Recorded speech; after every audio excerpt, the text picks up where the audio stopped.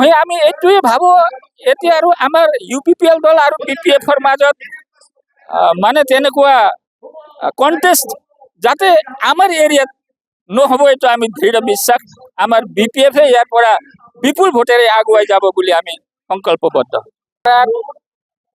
আমাৰ নতুন কেণ্ডিডেট শিউলি মহিলাৰী বাইদেউ আহি পাইছে।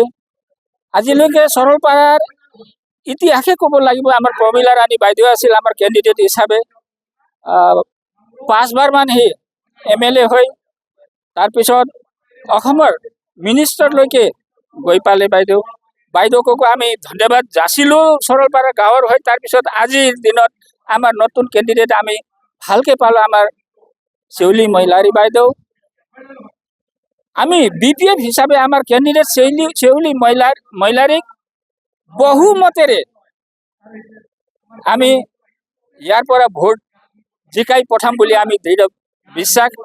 আমি ইয়াত গোৰ্খা, আদিবাসী, বড়ো আৰু ৰাভা 4টা জনগোষ্ঠী আছো। ইয়াৰ 4টা জনগোষ্ঠীৰ ভিতৰত আমি সকলোৱে মিলি পেলাই আমাৰ BPF চৰকাৰ ইয়ানি আমাৰ কেণ্ডিডেট শিউলি মহিলাৰীক আমি ইয়াৰ পৰা বিপুল ভোটেৰে জিকাই পঠাম বুলি আমি দৃঢ় সংকল্প লৈছোঁ। নহয় আমি এইটোৱে ভাবো এতিয়া আৰু আমাৰ UPPL দল আৰু BPFৰ মাজত মানে তেনেকুৱা কণ্টেষ্ট যাতে আমাৰ এৰিয়াত নহ'ব এইটো আমি দৃঢ় বিশ্বাস আমাৰ BPFে ইয়াৰ পৰা বিপুল ভোটেৰে আগুৱাই যাব বুলি আমি সংকল্পবদ্ধ। মহিলাৰী আমি আদিবাসী তৰফৰ পৰা বহুত বহুত ধন্যবাদ জ্ঞাপন কৰিছোঁ কাৰণ ইতিমধ্যে আমি আমি পাইছোঁ যাতে আমি বহু মতেৰে আমি এখেতক আমি ভোটত জিকাই দিম বুলি আশাবাদী আৰু এখেতে জিকাৰ পিছত আমাৰ আদিবাসী বা সৰলপাৰাবাসীৰ যি উন্নয়নমূলক কাম কাজত যাতে এখেতে আমাক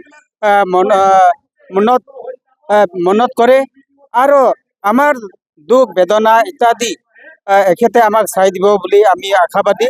আৰু আমাৰ বিশেষকৈ আমি সৰলপাৰাবাসী আমাৰ বিশেষ সমস্যাটো হ'ল মূল সমস্যাবিলাক আমাৰ মাটি বাৰীকে লৈ আমি জীৱন নিৰ্বাহৰ বহু ধৰণৰ নাটনি অৱস্থাত আছোঁ।